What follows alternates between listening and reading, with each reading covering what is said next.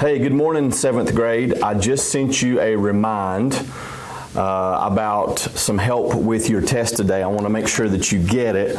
And so specifically test number 10, I sent with you this week a page for your formulas.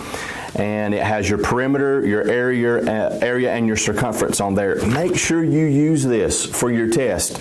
It will give you some good answers there. And I'm looking at test number 10 here. You got your formulas first, your angles, your triangles, and then on your second page, you just have working out your formulas.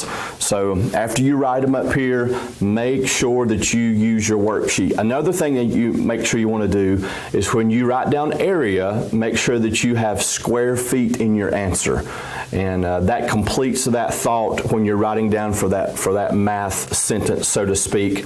You're putting the square foot that answers that. So what I have on the board here is I thought about some of you maybe not having your pages because you turned them in for me to check, so I wanted to make sure that you had them. So this will help you on the first part of your test for numbers 9 through probably number 15, 19, where it talks about the type of angles and the types of triangles. So I wanted to go over that. Again, page 308, 309, if you have your book and you have your pages. If not, here it is. So make sure that you use it and watch your video today.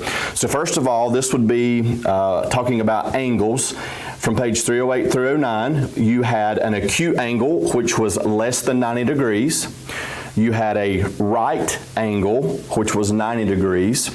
And then you had an obtuse angle that was more than 90 degrees. Now here's the last one.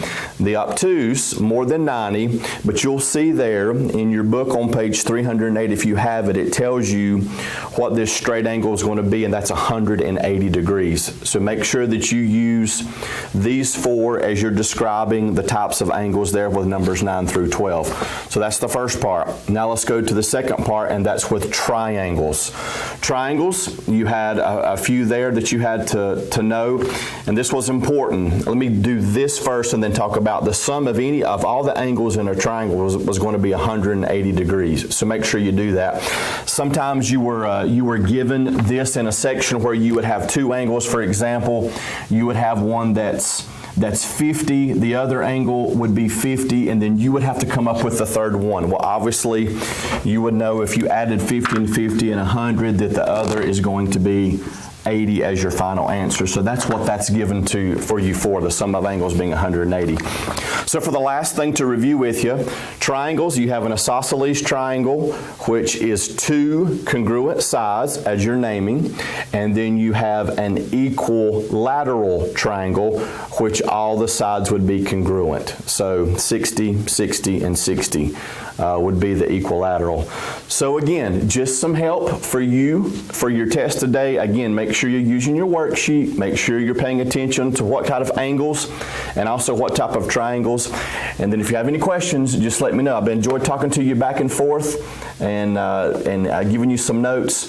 So you have a good day. Let me know if you need anything, and make sure you watch your video today. Okay, we'll see you. Have a good day.